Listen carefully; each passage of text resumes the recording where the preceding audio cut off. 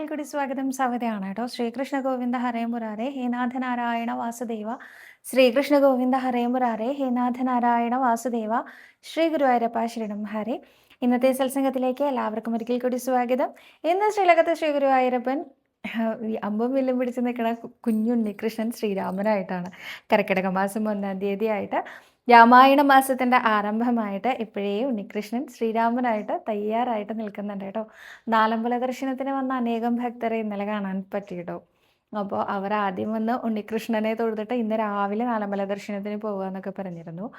അപ്പോൾ നാലമ്പലം ദർശനത്തിന് പോവാത്ത ഭക്തരോട് ഞാൻ ഇവിടെ തന്നെ ഉണ്ട് എന്ന് പറയുന്ന രീതിയിൽ ശ്രീരാമനായിട്ട് നിൽക്കുന്ന നമ്മുടെ ഉണ്ണികൃഷ്ണൻ്റെ പാദത്തിൽ അനന്തകോടി നമസ്കാരം പറയുന്നു. ഒപ്പം കൃഷ്ണപാദമനിശം ഹൃദി ഭാവയാമി, ഹരികൃഷ്ണപാദമനിശം ഹൃദി ഭാവയാമി.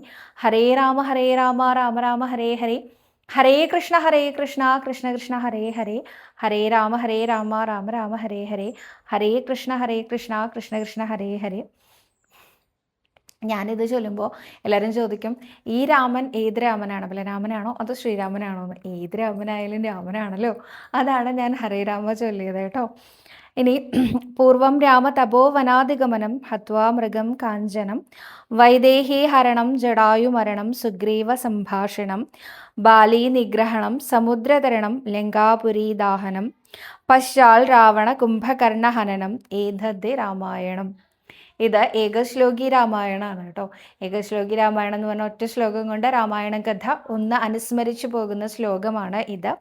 ഒരിക്കൽ ഭരതൻ ഹനുമാൻ സ്വാമിയോട് ചോദിച്ചു അത്രേ, ഞാൻ ഒരിക്കലും ഈ ഭഗവാന്റെ ശ്രീരാമദേവന്റെ വനവാസകാലത്ത് കൂടെ പോവാൻ എനിക്ക് അനുവാദം ഉണ്ടായിരുന്നില്ലല്ലോ, ഞാൻ കണ്ടിട്ടില്ലല്ലോ, അപ്പോൾ എന്തൊക്കെയാണ് സംഭവിച്ചത് എന്നൊന്ന് എനിക്ക് പറഞ്ഞു തരാമോ എന്ന് ചോദിച്ചു അത്രേ. അതിൻ പ്രകാരം ഹനുമാൻ സ്വാമി വിവരിക്കുന്നതായിട്ടാണ് ഈ ശ്ലോകം ഇവിടെ വരുന്നത്. അതുകൊണ്ട് തന്നെ രാമന്റെ ആ ഒരു വനവാസകാലം മുതൽ രാമരാവണ യുദ്ധം വരെയുള്ള ഭാഗങ്ങളാണ് ഈ ഒരു ഒറ്റ ശ്ലോകത്തിൽ ഉൾപ്പെടുത്തിയിട്ടുള്ളത്. ഇത് തുളസീദാസിൻ്റെ രചനയിലാണ് നമ്മൾ അറിയപ്പെടുന്നത്. എന്തായാലും ഒന്നും കൂടി ചൊല്ലാം. ഇനി രാമായണം മുഴുവനായിട്ട് അനുസ്മരിക്കാൻ സാധിക്കാത്തവർക്ക് ഈ ഏകശ്ലോകി രാമായണം ചൊല്ലി നമസ്കരിച്ചോളൂ കേട്ടോ. പൂർവം രാമ തപോവനാദിഗമനം ഹത്വാ മൃഗം കാഞ്ചനം വൈദേഹി ഹരണം ജടായുമരണം സുഗ്രീവ സംഭാഷണം ബാലീ നിഗ്രഹണം സമുദ്രതരണം ലങ്കാപുരി ദാഹനം പശ്ചാൽ രാവണ കുംഭകർണ ഹനനം ഏതദ്ധി രാമായണം. അപ്പോൾ ഇത് എല്ലാ ദിവസവും നമുക്ക് ചൊല്ലി അനുസ്മരിച്ചുകൊണ്ട് നമ്മുടെ ഈ കർക്കിടക മാസത്തിലെ എപ്പിസോഡുകൾ തുടങ്ങാൻ സാധിക്കട്ടെ. ശ്രീ ഗുരുവായൂരപ്പൻ അതിന് നമ്മളെ അനുഗ്രഹിക്കട്ടെ എന്ന് പ്രാർത്ഥിക്കുന്നു. അപ്പോൾ ഇന്ന് മുതൽ ഒരു ചെറിയൊരു പുതിയൊരു സെഗ്മെൻറ്റും കൂടെ തുടങ്ങുകയാണ്. നമ്മുടെ ഈ സത്സംഗത്തിൽ തന്നെ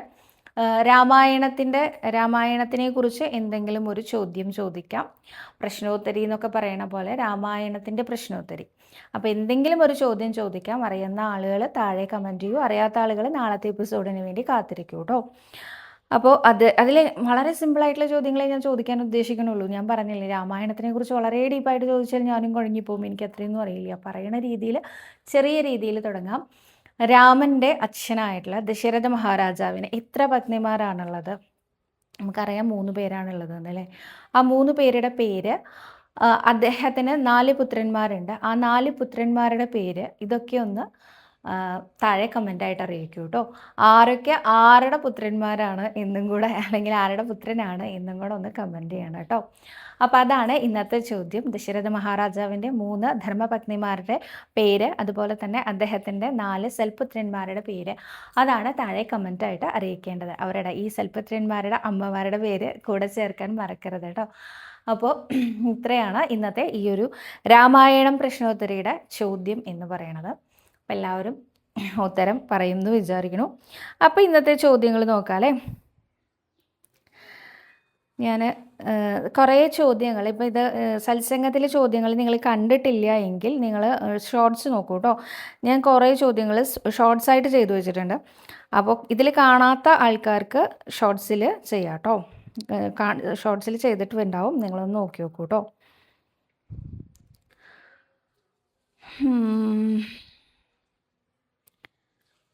ഓക്കെ,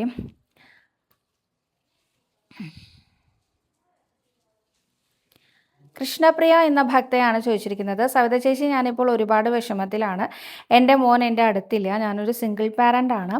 അവനെ ഒന്ന് ഫോൺ വിളിക്കാൻ പോലും അച്ഛൻ്റെ ഭാഗത്തിലുള്ളവർ സമ്മതിക്കുന്നില്ല. അവൻ എന്നിൽ നിന്ന് അകന്നു പോകുമോ? സവിത ചേച്ചി ഒരു മറുപടി തരണേ എന്നാണ് ചോദിച്ചിരിക്കുന്നത്.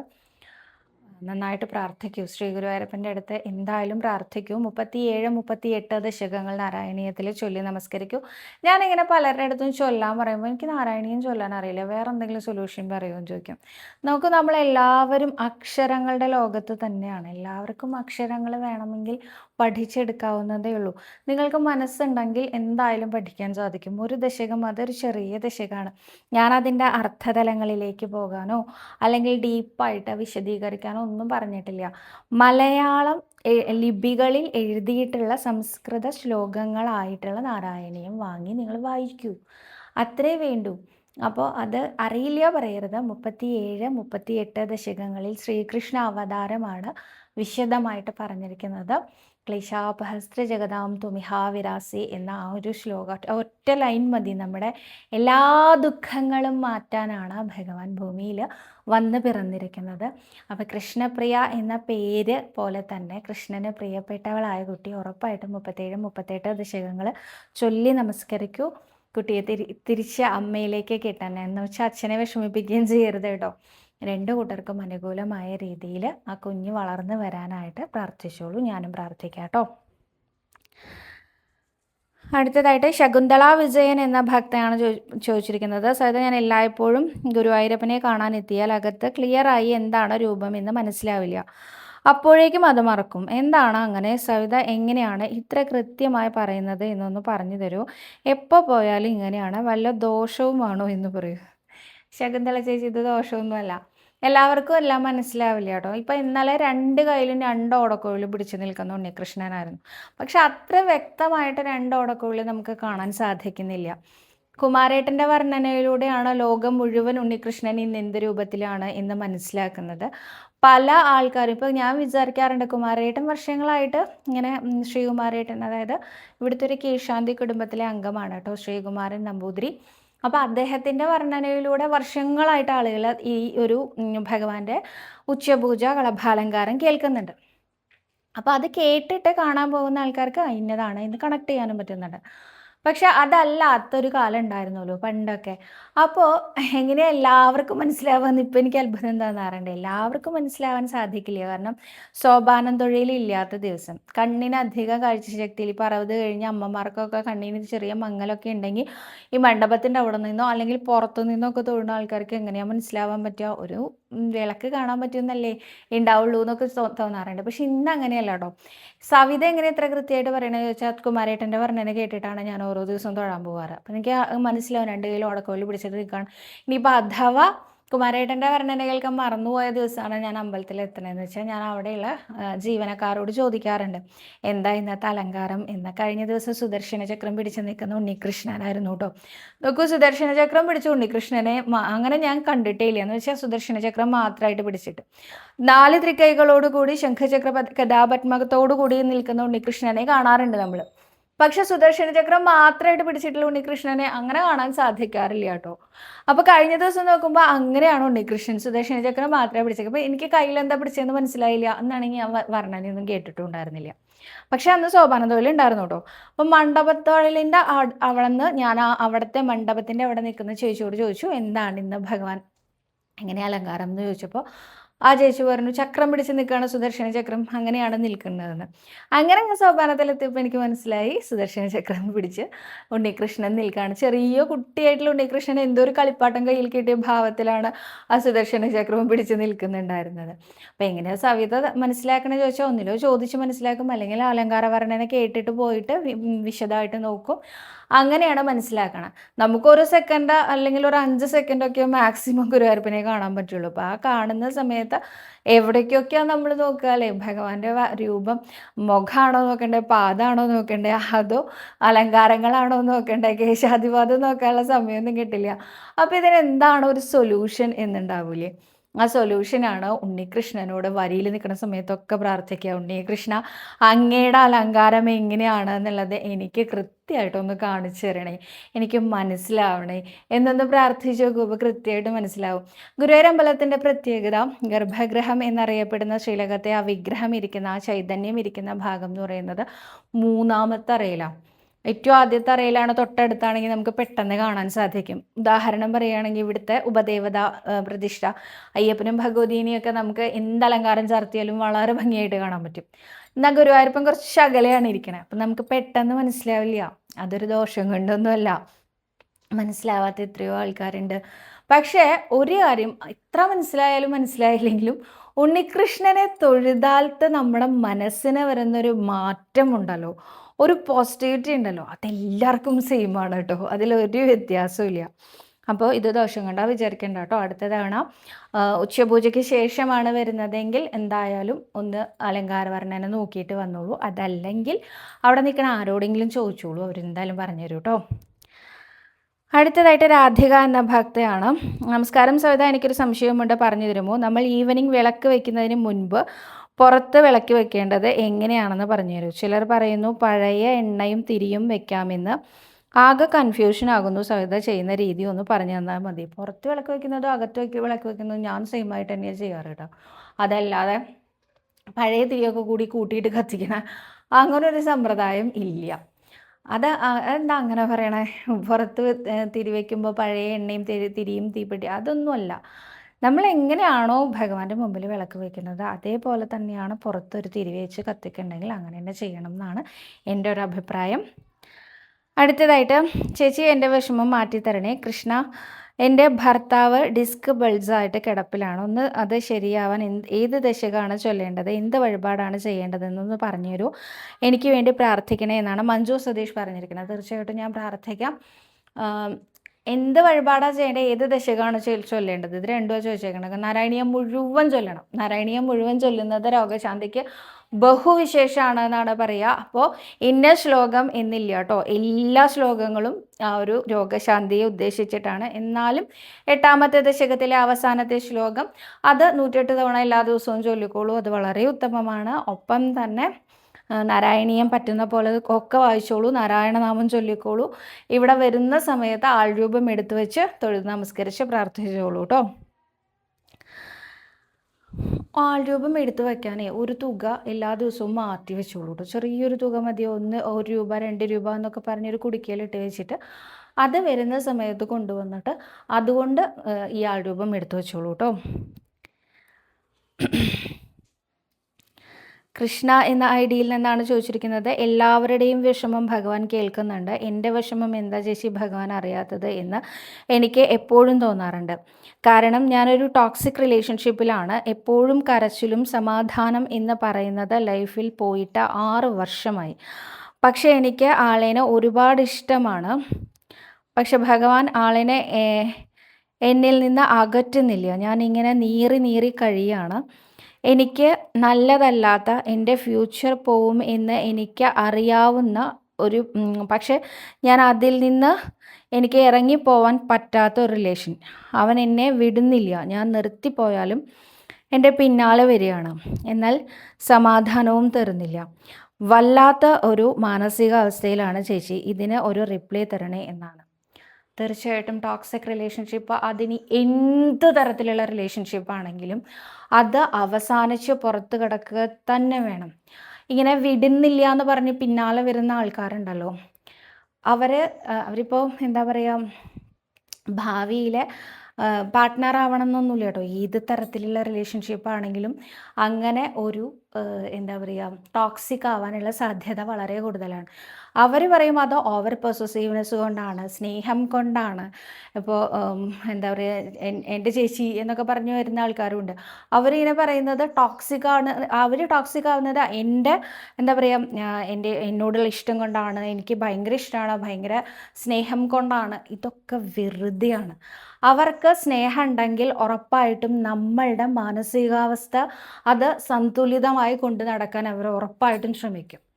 പക്ഷെ അങ്ങനെ ശ്രമിക്കാത്ത എന്ത് തരത്തിലുള്ള ബന്ധമാണെങ്കിലും ആ ബന്ധം അവരവരുടെ സന്തോഷത്തിന്, അവരുടെ പേഴ്സണൽ ബെനഫിറ്റിന് മാത്രമായിട്ട് ഉപയോഗിക്കുന്നതാണ്. അവർക്ക് അതാണ് സന്തോഷം. നമ്മളിത്തിരി വിഷമിക്കുന്നതാണ് അവരുടെ സന്തോഷം. അതിന് വേണ്ടിയിട്ടാണ് അവരങ്ങനെ കൊണ്ട് നടക്കുന്നത്. ഒരിക്കലും അതിൽ ചെന്ന് വീഴരുത്.